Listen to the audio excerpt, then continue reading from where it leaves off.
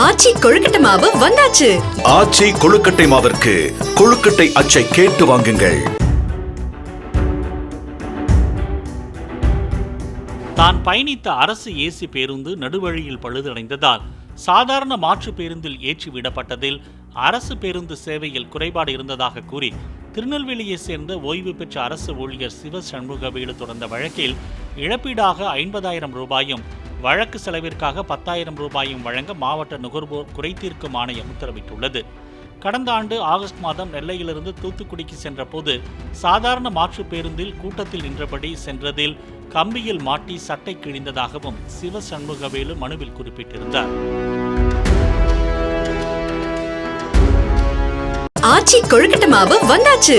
ஆச்சி கொழுக்கட்டை மாவிற்கு கொழுக்கட்டை அச்சை கேட்டு வாங்குங்கள்.